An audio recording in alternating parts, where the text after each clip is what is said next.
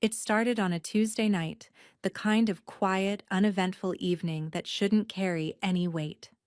My daughter Amelia had invited me over for dinner. She said she missed me. That alone should have warmed my heart, but instead I felt a chill when I read the message. Amelia doesn't usually miss me, at least not in the last 2 years. But I said yes, of course, because no matter what kind of distance has grown between us, I am still her mother. I still remembered the little girl who held my hand when crossing the street, who cried into my blouse during thunderstorms. I still hoped she was somewhere in there. Her house was warm, tasteful, pristine, a kind of curated perfection that somehow felt clinical. She greeted me with a quick, polite hug. Her smile was pleasant but didn't reach her eyes, and I noticed she didn't look me in the eyes for more than 2 seconds. We sat down to eat. Roasted salmon, a quinoa salad, wine, all neatly plated. She even folded the napkins, which was unlike her. "I'm glad you came," she said. I nodded. "I'm glad you asked." Then silence. I watched her pick at her food, eyes darting occasionally toward her phone. I asked about her work. She brushed it off with same as always. I asked about her husband Tyler. "He's working late." I asked about her latest art project. She paused, then said, "I haven't really painted lately." That's when I knew something was wrong. Amelia never stops painting. Even in college, when she was broke and heartbroken, she painted with ketchup and coffee on scrap napkins. If she wasn't painting, something was broken inside her. And I couldn't help but wonder, had I done it? The dinner ended quickly. Too quickly. I offered to help clean up, but she insisted almost too sharply that I leave it. I kissed her cheek goodnight and walked back to my car under a dark sky filled with clouds that didn't rain, just threatened to. I sat in my car for a long time before driving off, just thinking. There was something about that evening I couldn't shake. Not the food, not the silence. It was the way she looked at me, like I was a stranger. When I got home, I did something I hadn't done in a while. I pulled out the old memory box. Photos, letters, Amelia's childhood drawings. There was one she made when she was 6, a crayon picture of the two of us holding hands under a sun with a smiley face. It said, "Me and Mommy forever." I held it in my lap and stared at it, wondering how a forever could feel so fractured. That night I dreamed I was at her wedding again. Only in the dream she never turned to look at me. I sat in the front row, clapping, smiling, crying, and she never even glanced my way. I woke up with tears already drying on my cheeks. The next morning I called her. No answer. I texted, "Dinner was lovely. Hope you're okay." No reply. 3 days passed. On the 4th day, I decided to drop off some homemade scones at her place, something she loved as a girl. I figured I could leave them at the door. She wasn't home. But her car was in the driveway. Something didn't feel right. I know that sounds intrusive, but as a mother, you don't stop worrying even when you're told to. I walked around back thinking maybe she was gardening. I peeked in the windows. Nothing. I knocked again. Nothing. I was about to leave when I noticed the guest bedroom window cracked open. She used to forget to lock that one. Just like when she was 16 and sneaking out to parties. I stood there torn. It wasn't right to enter. But something gnawed at me. A deep fear. A worry I couldn't name. I pushed the window open and climbed in. The room smelled like lavender and books. I tiptoed down the hallway, not knowing what I was even looking for. I wasn't trying to snoop. I just wanted to know if she was okay. If she was still herself. I paused outside her bedroom door. That's when I noticed it, a drawer slightly ajar in her writing desk. Inside was a printed document neatly folded, and beside it a notepad, the kind lawyers use. I shouldn't have read it, but I did. And in one breath I went from a confused mother to a woman betrayed. My name was on those papers, mortgage documents, co-signature, financial statements. But I had never signed them, at least not knowingly. The handwriting looked like mine, but the date, the timing, 2 years ago. Right around the time she stopped calling me. I sat down on her bed, the paper trembling in my hand. My daughter had forged my name. She had bought this house, this perfectly curated life, by tying herself to my name, my credit, my retirement, and never said a word. Worse, she had been living in a lie she let me praise. I had told friends I was proud of her for achieving so much so young. I had defended her when others said she seemed distant. I had covered for a daughter who was rewriting our relationship while standing next to me, and it was only just beginning. I didn't sleep that night. I lay in bed staring at the ceiling, the shadows from the window turning into shapes I couldn't name. The paper I'd found in Amelia's drawer was burned into my mind, not just the forged signature, but what it meant.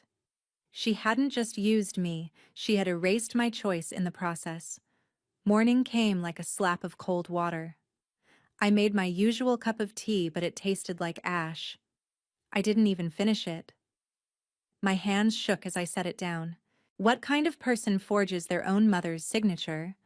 What kind of daughter does that? But the bigger question kept looping in my mind: why? It wasn't like I wouldn't have helped her. I've always helped her when her first car broke down, when she needed money for grad school, when she wanted to move to New York and chase her gallery dream. I sold my mother's necklace to help her get that first apartment. She didn't even need to lie. That's what hurt the most. I tried to distract myself. I cleaned out the pantry, rearranged my books, watered the plants even though they didn't need it. But I kept replaying every phone call, every odd silence, every avoidance over the past 2 years. Her voice had changed, gradually warmer when she wanted something, colder when I asked questions. And I realized this hadn't just been a one-time lie. It had been a slow build, a quiet pulling away. A wall she built brick by brick while smiling at me through the cracks. I called her again. Straight to voicemail. I left a message: Amelia, I came by the house. You weren't home. I found something, and I think we need to talk. Please call me. I love you. I didn't hear back. A week passed. Then 2. That's when something else happened. A memory hit me like a slap. I'd signed something 2 years ago. It was during a rushed visit. Amelia had come over in a flurry, saying her gallery needed more paperwork. It's just some boring credit stuff, she'd laughed. You know how bureaucracies are. Can you sign this for me, Mom? She had distracted me with questions about my high school reunion while pushing the paper in front of me. I hadn't read it carefully. That was my signature. That had to be what she used. And yet, I didn't feel guilty. I felt tricked.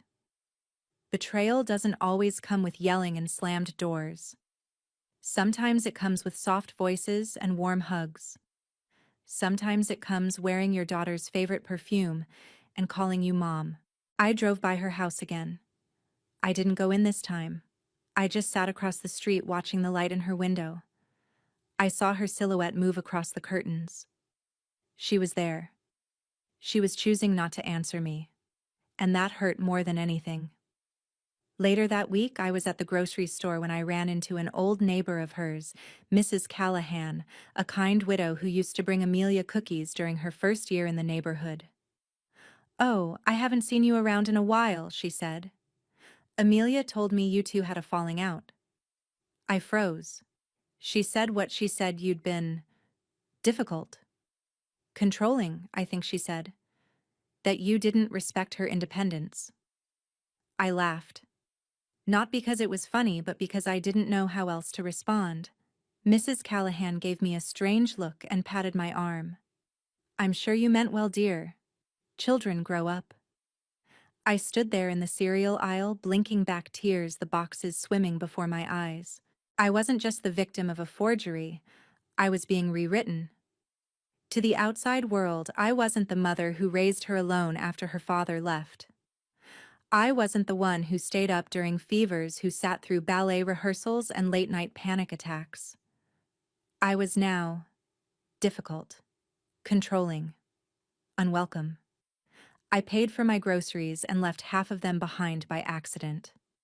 When I got home, I looked at the photo on my nightstand, me and Amelia at her college graduation. Her arm around my shoulder, both of us smiling so wide. Now I didn't know what was real in that photo. Was it joy? Or was it just her playing the part of the daughter I wanted while building a truth of her own in secret? That night I stood in front of the bathroom mirror and said it out loud for the first time. My daughter is lying to me. The words sounded foreign, like I'd stolen someone else's sentence. But it was true. And once you speak a truth out loud, you can't take it back. You can't stuff it down. It starts living in your bones. The next day, I pulled out a notebook and started writing everything I remembered from the past 2 years. Every shift in her tone, every excuse she gave, every phone call she didn't return. I wasn't sure why I was doing it, maybe to prove to myself I hadn't imagined it all. Maybe because I felt like I was losing my mind. Somewhere in the middle of that notebook, I wrote a sentence that made my hand stop cold. Maybe she's protecting something. I stared at it. What if it wasn't malice? What if it was shame? Or fear? But fear of what? What was so awful that she had to hide it? Not just from the world, but from me. The next morning, I made a decision I was going to her house again. But this time, I wasn't just looking for signs. I was looking for the truth. Even if it hurt. Even if it shattered me. I don't know what I expected to find. Maybe an explanation. A note. A crack in the story she had built so carefully, one that would let me crawl inside and finally understand. I arrived on a Tuesday afternoon. Amelia was at work, her car gone. The same window in the guest bedroom was cracked again, just slightly. Maybe she had forgotten. Maybe it was her way of leaving a door open, a silent plea for me to come in. Or maybe I was just telling myself that to feel less like an intruder. The room was quiet, still smelling faintly of lavender and something else, like old paint. I moved through the hallway slowly. I didn't touch anything. I just looked. It struck me how curated her life looked now, perfectly aligned picture frames, minimalist furniture, spotless floors. But the house felt hollow, as if no one really lived there. Then I reached her bedroom. I hesitated. The door was slightly ajar, and inside the light from the window cast long shadows across the floor. It was the same room I had sat in 2 weeks earlier, holding the mortgage papers like a guilty secret. But this time I saw something I hadn't before. A small, dark wooden cabinet in the corner. Old, out of place. Something I recognized immediately. It was my father's. She had taken it from the attic of my old house back when we moved her into college. I had forgotten all about it. It used to sit in his office full of stamps and ink pads and old receipts. I remembered the little brass lock on the top drawer. And it was locked now. I knelt in front of it, running my fingers over the surface. Dust clung to the edges. She hadn't used it in a while. But I noticed something. One of the drawers wasn't aligned properly. Just a tiny shift. A sliver of something sticking out. A folded piece of paper. I slipped it out, careful not to tear it. It was an email. Printed. From a woman named Sandra J. Wellington Esker. Subject line: Re-POA confirmation power of attorney. My blood turned cold. The email thanked Amelia for submitting the revised notarized documents for POA renewal. It mentioned my name multiple times. It confirmed my address. My date of birth. The signature date. I flipped the page. There was a scan of the document attached. And there, plain as day, was my signature again. Only I hadn't signed it. The date was barely a month after that day she rushed into my house, talking a mile a minute, distracting me with stories, waving a clipboard in front of me with just a small form for the gallery application. She hadn't needed gallery access. She needed control. With this document, she had the legal right to access my financial records, my retirement account, my healthcare decisions. She didn't just borrow my name to get a house. She had given herself the legal keys to my life. My heart pounded so hard I could hear it in my ears. The room felt smaller, the walls closer. Why? Why would she do this? I wanted to believe she had a reason, a desperate one. But everything she'd done so far had been so quiet, so measured. This wasn't panic. This was planning. I placed the email back exactly as I found it. My hands were trembling. My knees ached as I stood up. I turned to leave and knocked over a stack of sketchbooks on her dresser. They spilled open. Pages and pages of charcoal drawings, abstract, messy, emotional. But in the margins, there were notes. Scribbled lines like confessions. Anger. Shame. She always made me feel small. I want to be free of her voice in my head. What if she finds out what I did? It wasn't wrong. She would have said yes if she loved me. I had to. I sat on the edge of her bed and held my face in my hands. This wasn't just about money or property. This was about me, about how she saw me. I wasn't the mother who stayed up nights when she was sick. I wasn't the woman who packed her lunches, wrote her encouragement notes, saved every birthday card she ever made. In her eyes, I was the cage, the voice in her head, the one she had to escape. And she had escaped. By erasing me from the equation and signing over my presence as if it were just paperwork. I don't know how long I sat there. The sky outside was growing darker when I heard the sound of a car pulling up. Amelia. I bolted up. I had no plan. No script. My heart wanted to confront her, scream at her, hold her, beg for answers all at once. But I did what I always did when overwhelmed. I left. I slipped out the back window just before the front door opened. I didn't look back. I didn't want to see her face. Not yet. Not until I knew what I was going to say. Not until I knew who I was now that the person I loved most had stolen pieces of me and then rewritten the story as if I had handed them over. I drove home in silence. No radio. No thoughts even. Just the image of those scribbled words echoing through my mind. She would have said yes if she loved me. What kind of love had I given her? That she thought theft was the only way to be heard? And what kind of daughter had I raised? That she thought I was the enemy? It took me 3 days to build the courage to call her again. Not to accuse her. Not yet. But to give her one last chance to tell me the truth. To offer the honesty I once believed was the foundation of our relationship. I dialed her number late at night when the silence of my home was thick enough to hear my heartbeat. She picked up after the third ring. Mom. Her voice was flat. Not cold, just guarded. I was hoping we could talk, I said as gently as I could. In person. Just you and me. She hesitated. I could hear her breathing. Then, okay. Tomorrow evening. Come to the house. She didn't say she missed me. She didn't ask how I was. But it was something. The next evening, I stood on her doorstep with nothing but my coat and a lump in my throat. When she opened the door, she didn't smile. Her eyes flicked to my face like she was searching for something. Fear, maybe. Or restraint. We sat in the living room. The same room where we used to watch movies together when she was a teenager. She always curled up on the floor with a blanket and used my leg as a pillow. Now she sat stiffly on the opposite couch. Legs crossed, arms folded. I didn't waste time. I saw the mortgage documents, I said. And the power of attorney papers. A shadow crossed her face. You went through my things? She asked, voice clipped. I did. I didn't apologize. Because I knew something was wrong. And you weren't telling me. She looked away. So it's true, I pushed.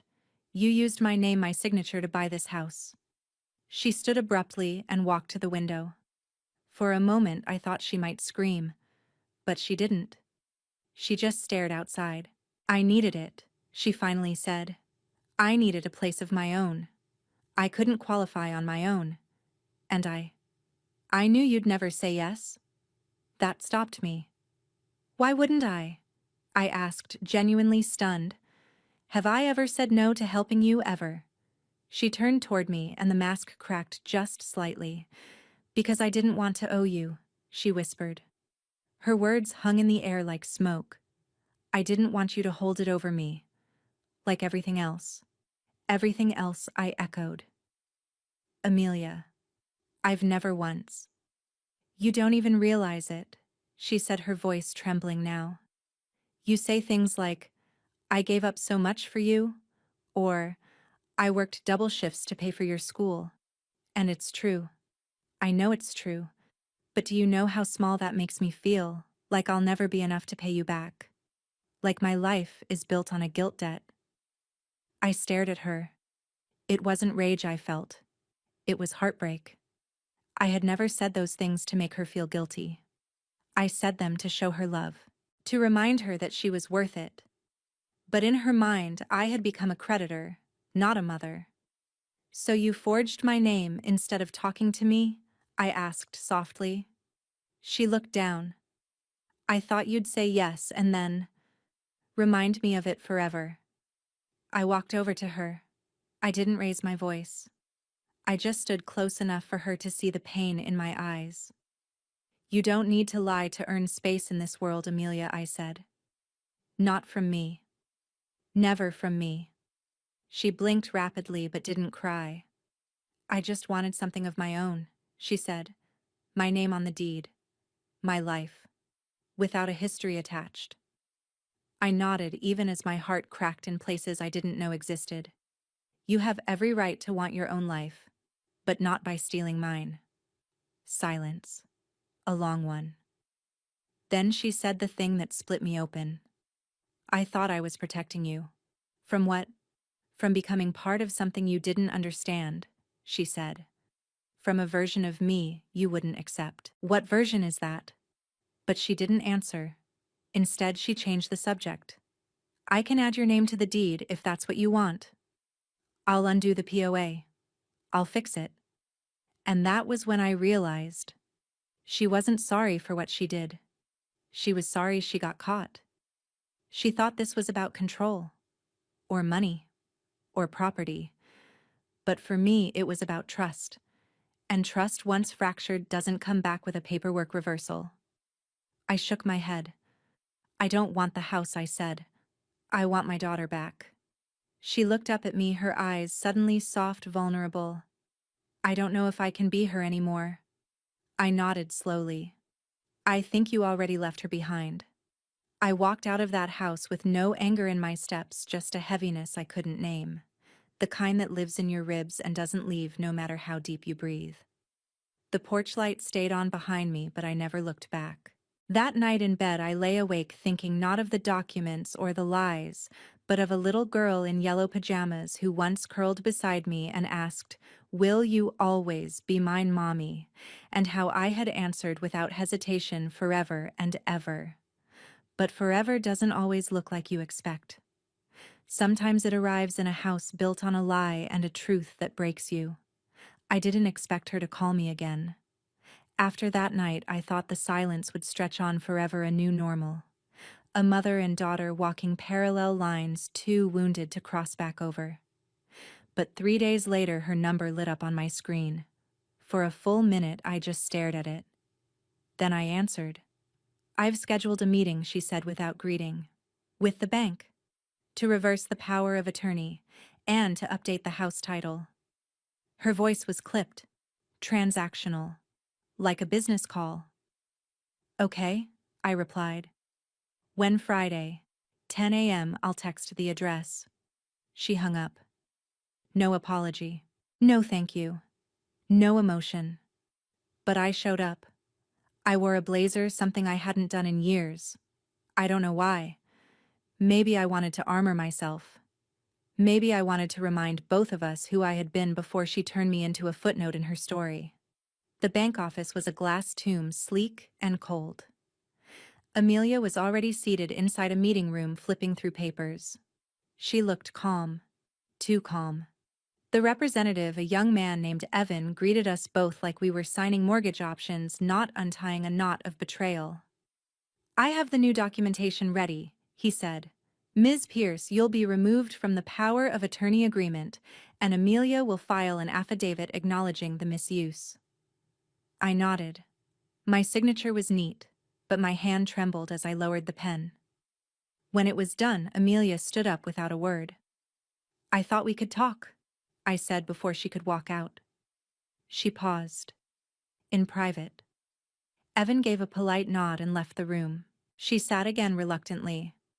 What else is there to say? She asked. I took a breath. You used my trust. You turned me into a tool, and you told people I was controlling, cruel, that I made you feel small. Her jaw tightened. I didn't say you were cruel, she muttered. Just overwhelming. I nodded slowly. I can live with your version of me, but I want to understand something. She crossed her arms. Why did you really do it, Amelia? She said nothing for a long time. Then she leaned back and whispered, because I didn't want to owe you. I didn't want to be you. That was the dagger. Not that she forged my name. Not even that she told others I was overbearing. But that she saw my life. The sacrifices, the nights I cried quietly in the kitchen over unpaid bills, the years of working 2 jobs, and all she took from it was who I became. And she didn't want to become that. Being me wasn't a curse, I said quietly. She scoffed. It looked like one. I stared at her. This woman I had carried in my body for 9 months, rocked to sleep every night for years, watched grow into someone so sharp and distant I barely recognized her. Do you hate me? I asked softly. No, she said quickly. Too quickly. I just needed distance. Distance doesn't require betrayal. It was never about you, she snapped. It was about me surviving. The room fell into a sharp silence. I would have given you the world, I said. You didn't have to take it. She looked away. You wanted me to build my life your way, she muttered. No, I said, my voice trembling now. I wanted you to build your life with me still in it. And that's when it happened. She laughed. A small, hollow sound, like something had died in her throat before it could become real. You don't get it, do you? She said. You were always in it. You were in every decision I made, every voice in my head, every moment I doubted myself. You were so loud in my life even when you weren't speaking. I just needed peace. I stared at her, heart shattering in slow motion. I loved you so much, she added.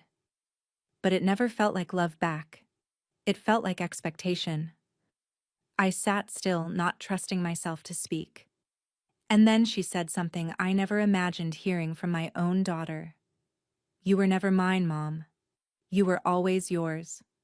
Always so proud of your suffering, like it made you noble. But it just made me feel like a debt. Silence again.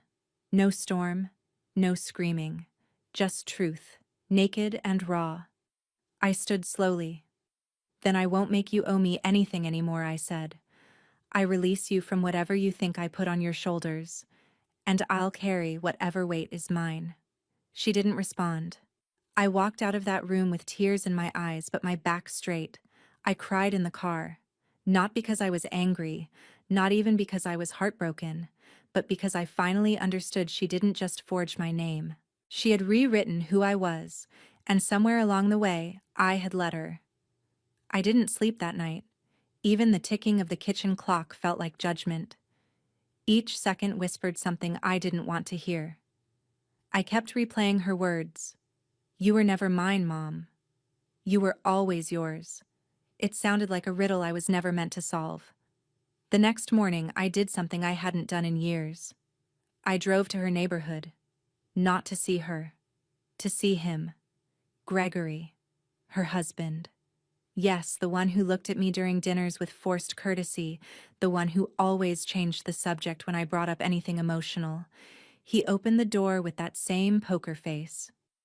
Mrs. Pierce, he said with a small nod. I stood there for a moment. Do you have a minute? He hesitated, then stepped aside. The house felt different now. like it had absorbed the tension, the deception, the silence. Nothing warm lived in those walls anymore. We sat at the table, the same one I'd helped pick out when they first moved in. I know she won't tell me everything I began. But you might? He didn't meet my eyes. Instead, he toyed with a coaster on the table.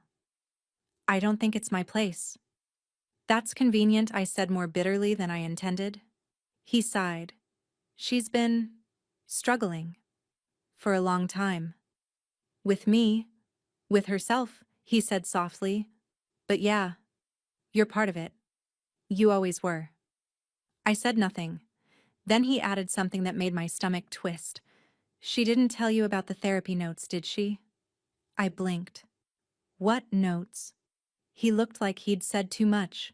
She asked me to burn them after her sessions ended. But I didn't. I thought maybe one day she'd want to see how far she'd come. Do you still have them? He paused, then stood. 10 minutes later, he came back with a small box. Inside a few composition notebooks, the kind with black marbled covers and a bundle of typed pages stapled at the corner. He slid them across the table. I shouldn't be doing this, he muttered, but I think you deserve to know what she carried. I took the box home. For hours, I stared at it without opening it. Then, just before midnight, I took out the first notebook. The handwriting was hers. I would recognize it anywhere. Some entries were mundane, her feelings after sessions, questions she wanted to ask her therapist. But then came the ones that felt like open wounds on paper. I feel like I've been rehearsing for a role my whole life, the good daughter. But I hate the script. I hate that love comes with rules. When she hugs me, I freeze. I don't want to, but my body goes cold. Why does love from her feel like pressure? She gave me everything, but never asked me what I actually wanted. Each line chipped away at something inside me, and then buried in the middle of one of the pages I read this. I told her I needed space. What I meant was, I needed her to stop haunting every corner of my identity. I didn't want to become a woman who sacrifices everything and then demands sainthood for it. I closed the notebook, hands trembling. I wasn't angry. I was shattered. Because somewhere in my attempts to love her, protect her, guide her, I had become a shadow she was desperate to outrun. And she had lied. Not about money. Not even just about the forgery. She had lied for 2 years about who she was when she was with me. Wearing masks. Smiling when she hated the moment. Pretending. I looked in the mirror, and for the first time I didn't see a mother. I saw a ghost. A ghost of someone who had worked her hands raw, trying to build a better life for a daughter who only saw chains in those sacrifices. And what cut deepest was knowing that she might be right. Maybe I did give too much. Maybe I did confuse love with control, security with ownership, guidance with guilt. But I never lied. I never faked my affection. I never pretended to support her just to please appearances. And in that moment, I wished she had screamed at me years ago, thrown a glass, called me out. Because silence is a much crueler weapon.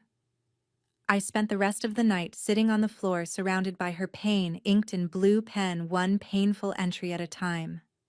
And for the first time since this began, I didn't cry out of self-pity. I cried because I realized I didn't know my daughter at all. The next morning, I didn't make coffee. I didn't turn on the radio. I didn't even look at my phone. Instead, I opened the curtains and let the full light in, no soft filtering like I usually did. Let it hit every wrinkle on my face, every line carved from years of holding in the words I should have said. Then I opened my journal. Yes, I keep one too. Always have. But unlike hers, mine was filled with restraint. Short lines, to-do lists, grocery notes, memories without emotion. Today I wrote something different. I spent my life trying to be her foundation, but I forgot to be my own. For the first time in years, I let myself write without editing. I wrote about the sacrifices, yes, but also the resentment I never dared admit. The moments I swallowed disappointment and smiled anyway. The loneliness of being needed but never known. I sat for 2 hours. Let the pen bleed. Then I did something radical. I packed a suitcase, 3 days worth of clothes, a book, my toothbrush, a scarf I hadn't worn since my husband's funeral. I didn't leave a note. I just got in the car and drove to the coast, a small motel near the cliffs. Nothing fancy, salt air and quiet. No one knew where I was, and that was the point. I needed to hear myself think without the echo of being someone's mother, without being the next phone call, the next emergency babysitter, the next guilt-laced thank you. I sat on the rocks the second evening looking at the waves smashing into the cliffside, and I remember thinking, this is what honesty looks like. Raw, relentless, unapologetic. That's when I realized something else. My daughter wasn't just lying to me. She was lying to herself. Because her words in those journals weren't cruel, they were desperate. A cry to become something beyond my reflection. And instead of helping her, I boxed her into the life I thought she wanted. But that didn't mean I deserved to be erased, or forged, or silenced. On the third morning, I received a text from Gregory. She knows you have the journals. She's shaken, wants to talk, but she's scared. She says she didn't mean for things to go this far. I stared at the screen for a long time, and then I replied, she can speak to me when she's ready to stop hiding. Until then, I'm not available, not angry, just finished being the one who always reaches first. For the rest of the day, I walked barefoot on the sand. Let the cold water sting my ankles. Let the wind tangle my hair. I didn't care.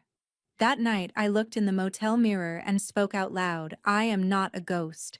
I am not a martyr. I am not the villain in her story, and I won't let her be the villain in mine. It felt silly at first. But then something inside me cracked open.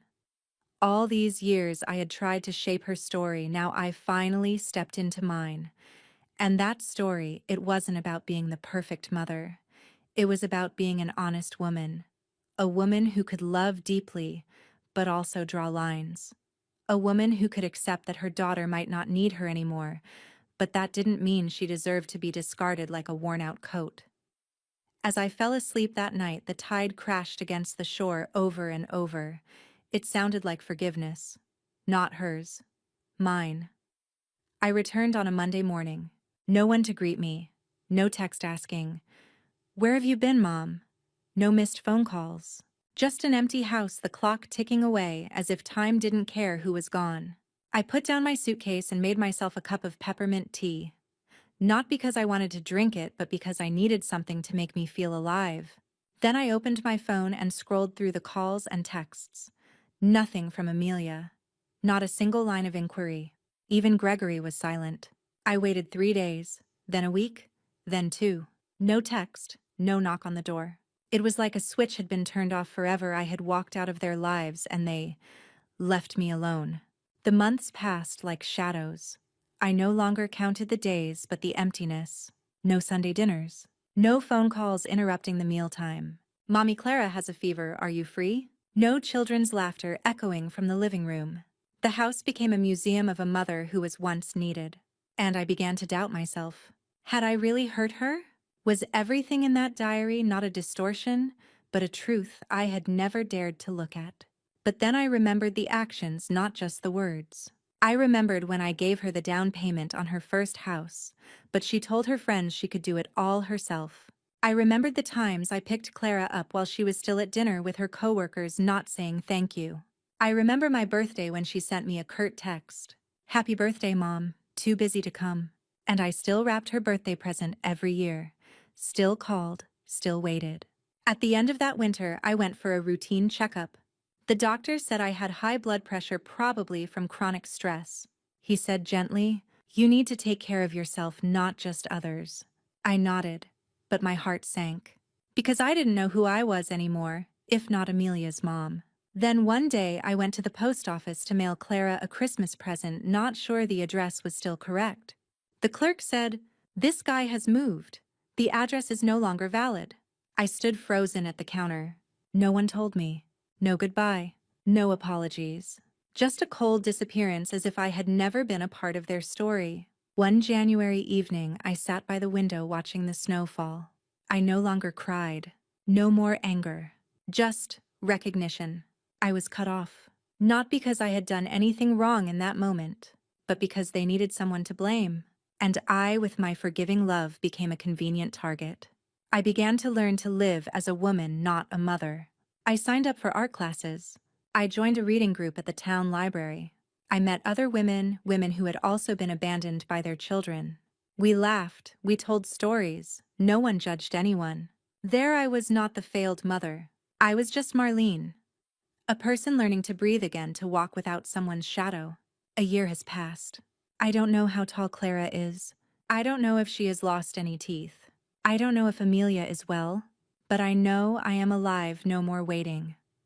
I was mindlessly scrolling through social media one early spring evening, not looking for anything in particular, just a habit I hadn't yet broken like most lonely people. Then I saw it. A long post reshared by an old friend from Amelia's high school. Right from the first line, my heart dropped into my stomach. Some mothers hurt you not with fists, but with expectations so suffocating they crush your spirit. I knew that voice instantly. Even though she didn't use my name, every detail was unmistakable. I was forced to attend the college my mom could brag about to neighbors.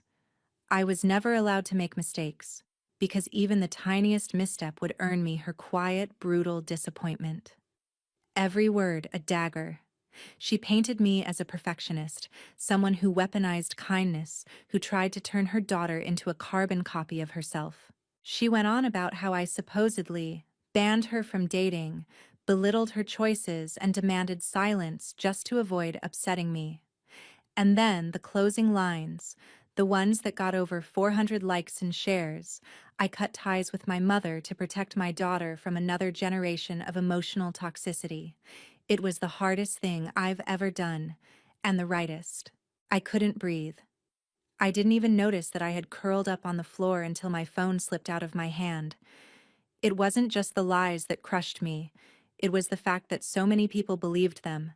The comments below pierced deeper than the post itself. "You're so brave. Cutting off toxic family is never easy." I see my own mom in this post. "Thank you for giving this pain a voice. You're healing not just for yourself but for your daughter. You're a good mother." Me, the one who skipped meals to help her make car insurance payments at 23. Me, the one who slept on the floor for 3 weeks when she had Clara just to cook soups and rock the baby at 3 a.m. Me, the one who stayed silent when her husband called me too involved for asking if she was sleeping enough. Me, the villain now. Rewritten. Reframed. Made into a monster. No defense. No warning.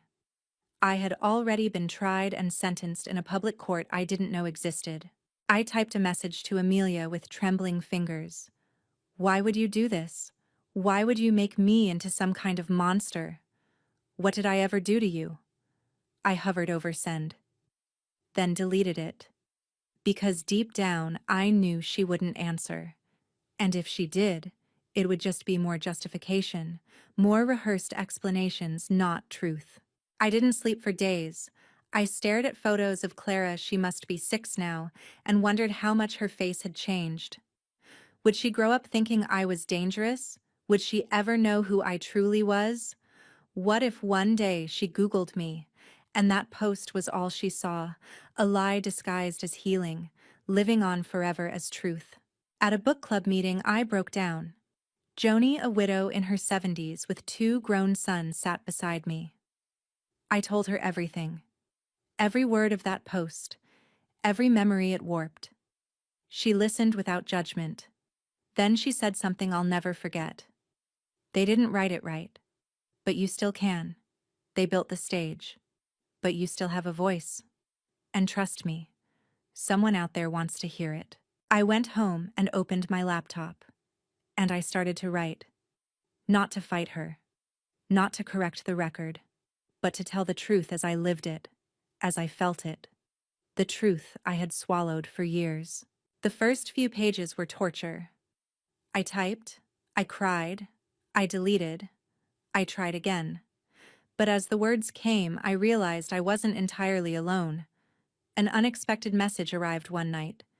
It was from a woman who had seen Amelia's post. She wrote, "I didn't buy into everything your daughter wrote. There was something in your eyes, a kind of grief that couldn't be faked. I hope you tell your story one day." And I knew in that moment silence was never going to protect me. Only truth could. Spoken plainly, not to hurt, not to defend, but to finally be heard. I didn't expect to see her again, not for years, not unless it was at some lawyer's table or emergency room. But fate doesn't wait for readiness. It was a Sunday afternoon, one of those golden spring days where everything feels too beautiful to hold sadness. I'd stepped into the downtown public library where I used to take Amelia as a child, back when her favorite smell was old pages and vanilla cookies. I walked past the community board and then I saw it. Healing Through Words, a memoir. Reading by Amelia Pierce, location room, B12, time today. 2:00 p.m. I checked my watch. 1:46. The air left my lungs. She had published something. A memoir. That meant her version of the story wasn't just a post now, it was a bound-edited permanent version of who I supposedly was. I should have walked away. But I didn't. I stood frozen for 3 minutes. And then, like a sleepwalker, I drifted down the hall and opened the door to room B12. There she was. On the small makeshift stage, holding a copy of her book, her hair swept back like she used to for college interviews. She wore soft pastels, her tone gentle, composed. Clara wasn't there, thank God. I don't think I could have survived that. I slipped into the back row behind a pillar, nearly hidden. She didn't see me, and then she began to read. There's a certain kind of wound you inherit, not just from what was said to you, but from what was never allowed to be said. Her voice was calm, almost poetic. She read passages I recognized, twisted versions of moments we shared. The time she failed her first math test and I told her, "You're smart enough to do better now." Retold as conditional love. The year she cried over a breakup and I made soup instead of asking questions, now reframed as emotional withdrawal. Each memory slightly bent, repainted with hurt. And then she said it. It took me 2 years of silence to feel safe again. And even now, part of me still wonders if she ever truly loved me at all, or just the version of me that didn't embarrass her. I bit down on my lips so hard I tasted blood. I wasn't angry. I was devastated. Because she truly believed that. After the reading, the audience applauded, soft, thoughtful, affirming. A few women lined up to speak with her. She smiled politely, signed books, nodded. I waited, hidden. And then, as the crowd thinned, I stood up, and her eyes met mine. Her smile dropped. Everything in her posture changed, arms stiffened, breath caught. She didn't run, but she didn't approach either. I walked slowly toward her. Her hands tightened around her book like it might protect her. I stopped 3 feet away. No one else was near. "Amelia," I said quietly, "I read what you wrote." She didn't speak. I'm not here to argue with it. I'm not even here to ask for an apology. Still silent. I needed to see the person you are now. Not the one from the post. Not even the girl I raised. Just you. A long pause. Then she said, voice tight, "You shouldn't be here." "I know," I replied. "But I came because I finally understand something." She blinked. "All those years I thought I was protecting you by being quiet, by being strong, by not letting my worries show. I thought that's what a mother should be, dependable, unshakable." Her lip trembled, but she stayed silent. "I see now that maybe you didn't need someone unbreakable. Maybe you just needed someone willing to break with you." Tears slipped down her cheek. She didn't wipe them, but she didn't step forward either. After a moment, she turned away. That was all. Not forgiveness, not closure, just truth shared. And sometimes, that's all we get. I walked out of that room lighter, not because I had her back, but because I had finally said something I should have said 20 years ago. I had stopped waiting for her to come around and chosen instead to stand up and be seen, even if it was only for a moment. And strangely, that moment felt like the beginning of something. Not reconciliation, not yet. But maybe eventually, recognition. When I walked into the reading, I didn't expect much. A polite crowd, maybe a Q&A, applause. I hadn't seen the cover of the book, hadn't dared open it. I only knew the title, The Woman Who Raised Me with Silence. My heart was already halfway shattered just reading that line. The bookstore was crowded, buzzing with soft chatter and the smell of espresso. People browsed, laughing and flipping pages. No one noticed me, and that was good. I tucked into the back behind a shelf of cookbooks. Just a shadow watching. And then, she stepped up to the mic. Amelia, my daughter. Beautiful as ever, taller, more self-assured than the girl who used to fall asleep in my lap with smudged glasses and a head full of questions. She cleared her throat and started to read.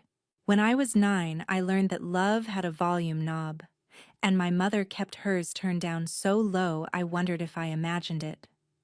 My breath caught in my throat. She wasn't cruel. Cruelty at least has sharp edges you can brace against. No, she was soft. Soft in the way a fog is soft. She was absence. A woman who made dinners, folded laundry, and still made me feel like a guest in her life. I blinked fast. People were nodding. Some were murmuring things like powerful and so honest. But me, I was holding back tears like they were acid. At school, I'd watch the other moms kiss their kids on the cheek, call them honey, like it was a name. My mother called me Amelia, like a teacher taking attendance. She smiled, yes, but only with her mouth. She smiled with her mouth. My hands started trembling. I remembered the birthday cakes I made from scratch. The time I stayed up all night sewing her recital dress when the zipper broke. The nights I sat outside her door just in case her nightmares came back. Was all of it invisible to her? Or had I somehow failed so completely that only the gaps remained? People like to assume trauma comes from chaos, but there's a cruelty in quiet too. In always being told it's fine when your heart is breaking. In being raised by someone who looked at you like a beautiful mistake they didn't know how to fix. I wanted to leave. My legs ached to run. But I was glued to the floor. Because what if she was right? What if all my sacrifices, the missed dates, the overcooked dinners, the swallowed grief had been misread as distance? I'd always believed being stable was the best gift I could give her, that being calm and dependable would anchor her. But maybe she needed something louder. The day I left for college, she hugged me like a neighbor, not a mother saying goodbye. I remember thinking, if she cried, I'd believe she loved me. But her eyes were dry. So I packed my things and never looked back. That wasn't true. I cried in the kitchen, alone, holding the ceramic bowl she made in 6th grade. But I didn't chase her to the car, didn't cry in front of her, because I thought I was protecting her strength. Because that's what my mother had done for me. The reading ended with applause. The crowd rose. A few women dabbed their eyes. She smiled as she signed books. And I stood there a ghost among strangers who now thought they knew me. It wasn't until I turned to leave that I heard a woman behind me whisper, "She must have had such a cold mother." I walked out before I could scream. That night, I sat in my car in the parking lot for nearly an hour. The rain tapped gently on the windshield, and for once I didn't turn on the radio. I thought about every moment I'd chosen silence over explanation. Every time I'd smiled through pain. Every bedtime when I said goodnight instead of "I love you," thinking it was implied. Maybe that was my crime, implying love instead of declaring it. And now the story of me as told by the one person I gave my life to was sealed in print. Her version, her lens, her grief. And I wasn't even allowed a footnote. I didn't sleep that night.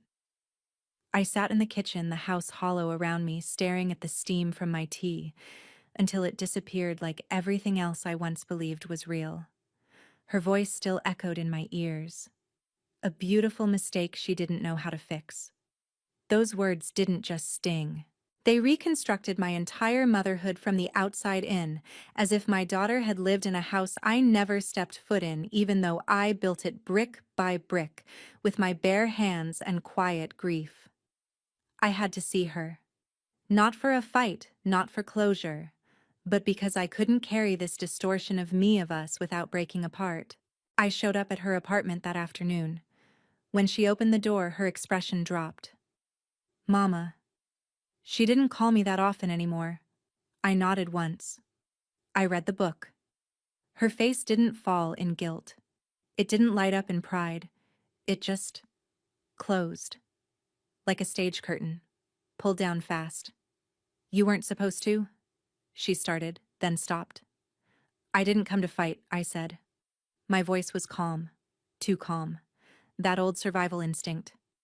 I just want to know if that's really how you see me. She didn't invite me in. She stepped outside and let the door fall softly shut behind her. I watched the small movement of her hands, her fingers twisting together just like when she was little, and trying to hide that she'd broken something. I needed to tell my truth, she said. I nodded. You're allowed. But she said quickly, eyes narrowing. No, but. I hesitated. Then added, I just didn't know your truth erased mine. We stood in silence for a long moment. She looked tired. Like she hadn't slept either. I told the truth as I remember it, she whispered. And maybe I told myself lies to survive? I replied. But I never stopped loving you. Even if I was too quiet about it. You were always too quiet, she said sharply, the words scraping against the inside of my ribcage. I used to cry and you'd just pat my shoulder and say, it'll pass. No hugs, no stories, just distance. I felt like I'd just been accused of abandoning her in a blizzard. I thought I was protecting you from my pain, I said. From the mess of what I was carrying. You were all I had left. I didn't want you to inherit the storm. You passed it on anyway, she snapped. Her voice cracked. That broke me more than her anger.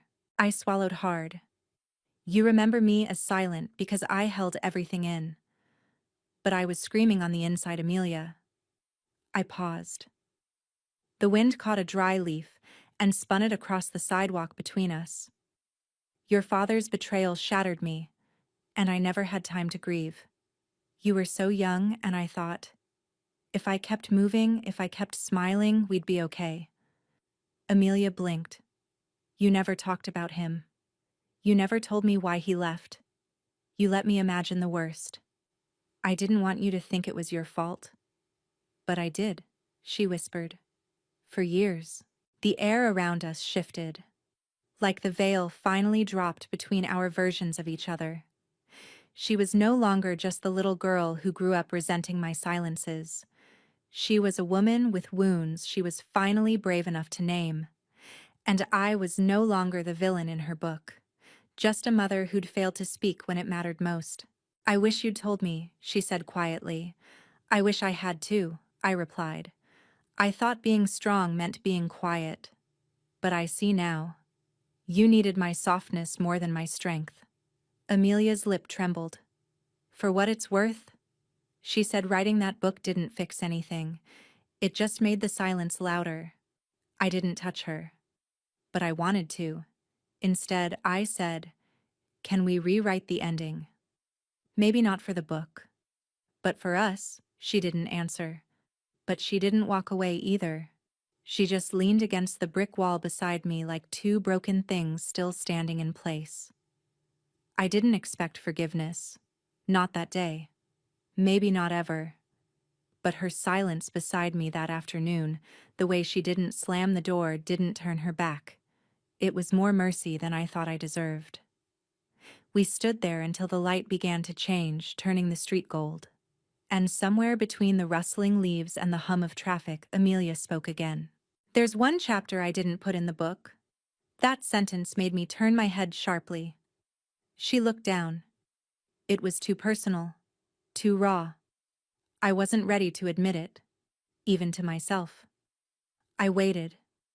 She inhaled slowly and said, "I remembered a night I must have been 8 or 9. I had a fever and I kept calling out. I don't think you slept at all. You sat with me the entire night singing softly. You thought I was asleep, but I wasn't." My heart thudded. I wanted to include that she continued, but the rest of the book, it needed a cleaner narrative. The cold mother, the silent home. That night didn't fit. She looked up at me, eyes shining, but I never forgot it. I had no words, only the sensation of something hot and painful climbing up my throat. How many memories like that had I hidden inside myself, thinking they meant nothing to her? How many had she buried, thinking they didn't belong in the version of me she'd built for survival? I whispered, "I remember that night too." "I know." We stood there for a moment, both of us blinking back years. She finally pushed off the wall and said, "Come in, please." I followed her inside, heart thudding like I was entering my own house for the first time. Her apartment was cozy, a reflection of everything she never got to express in childhood: warm-toned furniture, scattered books, a blanket thrown carelessly on the couch. Lived in, real. She poured us tea like I used to, and we sat opposite each other, two women with the same eyes and a lifetime of silence between them. She asked questions, not all at once, but gently, as if each one might bruise me. "What really happened between you and Dad? Did you ever think of leaving too? Were you ever afraid I'd become like him?" I answered, truthfully, for the first time in decades. I told her about the lies he'd spun, the long nights I cried into the laundry, the way I scrubbed dishes like they were the only thing I had control over. I told her how I begged him to stay, not for me, but for her, and how he looked right through me like I was invisible.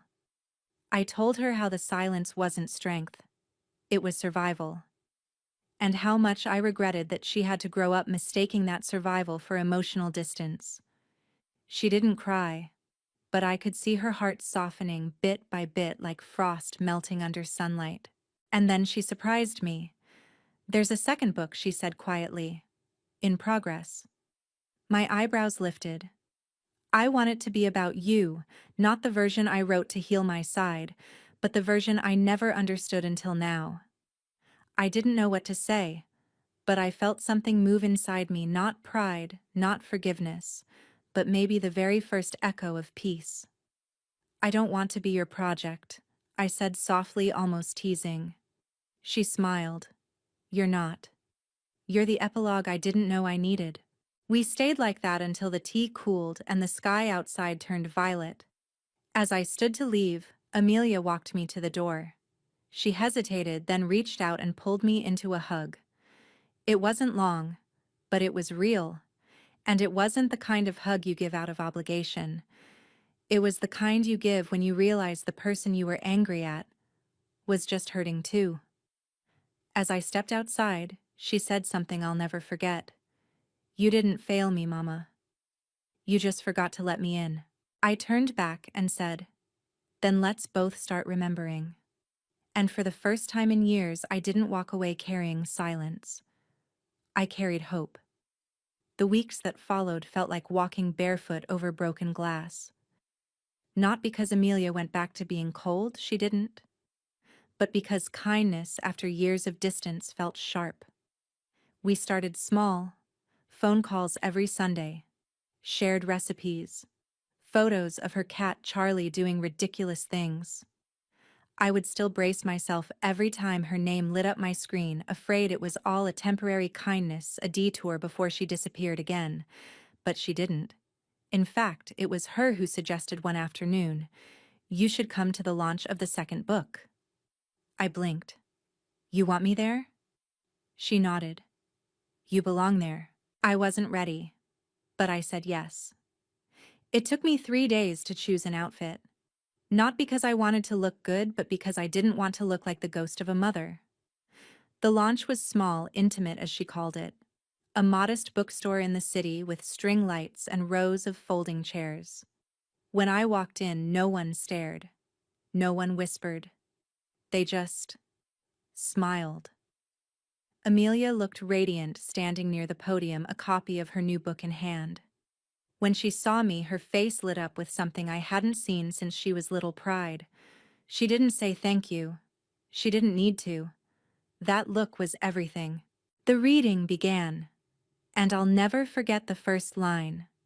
"This is the story of a woman who wore silence like armor, who confused endurance with strength, and who taught me that pain unspoken is still pain carried." My breath caught.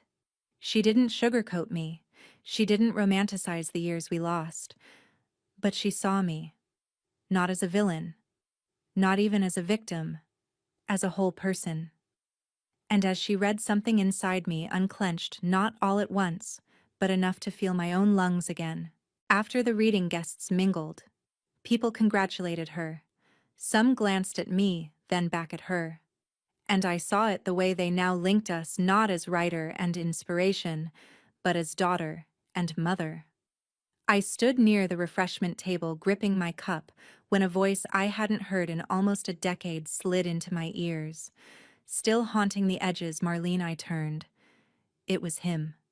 Richard. My ex-husband. Amelia's father. He looked older, yes. Thinner hair, deeper lines, but the smirk. It was the same. That condescending curl of the lip that used to make me doubt my worth with just a glance. I steadied myself. "I didn't expect to see you," I said evenly. He shrugged. "Got the invite from Amelia.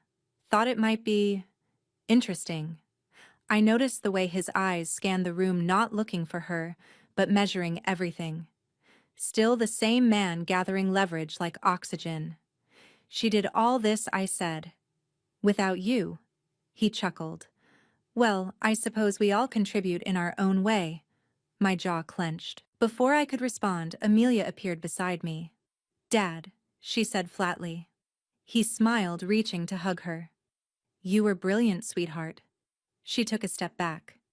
"Did you actually read the first book?" she asked, arms crossed. He blinked. "Well, I skimmed. I figured," she cut in. "Because if you had, you'd know the launch today isn't about you or what you think you contributed." She turned to me gently, taking my hand. "It's about her." I froze. Richard frowned.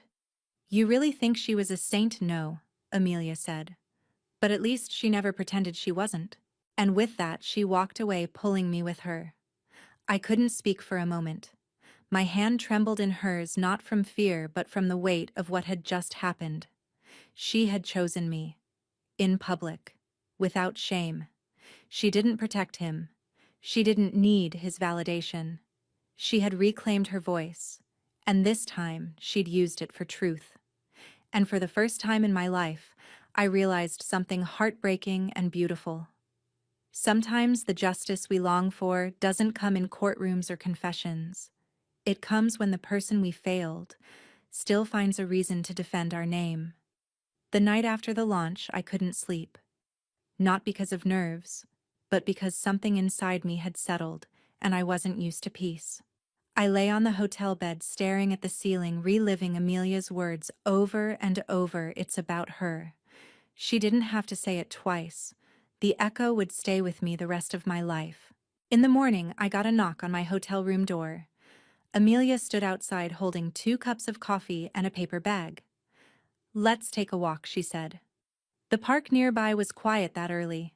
A breeze swept through the trees and our shoes crunched softly on the gravel path. She handed me a cup. "You still drink it black?" I smiled. "Always." We walked for a while without speaking, but it wasn't uncomfortable. For the first time, silence felt like a shared blanket, not a wall. Then, halfway through the path, she stopped. "There's something I've never told you," she said, her voice almost a whisper. I looked at her, heart slowing. "You remember those 2 years when I barely answered your calls?" I nodded. "How could I forget?" She hesitated. "Then it wasn't just the books or Dad, or trying to escape our past." She sat down on a nearby bench. I followed, careful not to break the tension. "I was in therapy then," she said. I stayed quiet. "I didn't go because of you. I went because I couldn't tell the difference between what happened to me and what I did to myself. I hated how I couldn't write anything real without tearing open something I hadn't healed." She looked at me now. Her eyes didn't blink. "And part of that was you." I inhaled slowly. She continued. "Not because you were cruel, but because you were gone, even when you were right there. Do you know how lonely that feels, Mom? To be a kid and know your mother is standing 5 feet away, but you can't reach her?" I looked away. It wasn't defensiveness. It was grief. I remembered those years teaching all day, coming home exhausted, pretending everything was fine for her sake, even when I could barely afford groceries or stand on my own feet. I had been physically present, but emotionally buried. "I don't blame you anymore," she said softly, "but I needed to stop lying to myself about how that affected me." I nodded, finally turning back to face her. I understand. I know you tried," she said. "And I know now that love doesn't always look like hugs and bedtime stories. Sometimes it looks like packed lunches and paid bills and staying, even when you wanted to disappear." I felt the tears before I could stop them. But this time I didn't wipe them away. I let them fall. Because for once I wasn't crying from shame. I was crying from being seen. She pulled something out of the paper bag. A worn, hand-folded piece of paper. "Remember this?" I gasped. It was the letter. The one I had written her in high school and slipped under her door the night she caught me crying over an eviction notice. I had written, "You don't need to worry about me. You just need to be okay." I never knew if she'd read it. "I carried it with me through 3 apartments," she said. "And every time I thought you didn't love me, I read this." And I remembered. Maybe you just didn't know how to say it out loud. My hands trembled as I took it. I had forgotten my own words. She hadn't. "I don't want to pretend we didn't mess up," she said. "But I want to try now. Really try." I nodded. And for the first time in years I said something that had been trapped in my throat far too long. "I'm proud of you, Amelia. Not because you wrote books, but because you kept going even when I couldn't give you what you needed." She smiled through her own tears. And then softly, "I love you, Mom." I didn't answer right away, because some moments aren't meant to be rushed. Some truths need to land in silence first. Then I whispered, "I love you too." A few weeks after I returned home, a package arrived at my door. There was no note, just a hardback book, its cover still warm from the summer sun. It was Amelia's newest manuscript. She hadn't said she was working on anything, not since the memoir. But when I opened the first page, I saw my name. For Marlene, who gave me roots, even when the soil was broken. I had to sit down. The story wasn't about me, not directly. It followed a young woman, daughter of a stoic mother, navigating a world that didn't quite see her pain, only her strength. There were scenes that mirrored our life together. Small things. The way the mother saved old receipts in shoeboxes, how she always cut toast diagonally, how she'd hum when she was anxious. None of that had ever made it into Amelia's books before. But now there we were. Not as villains or martyrs, just people flawed and fumbling but trying.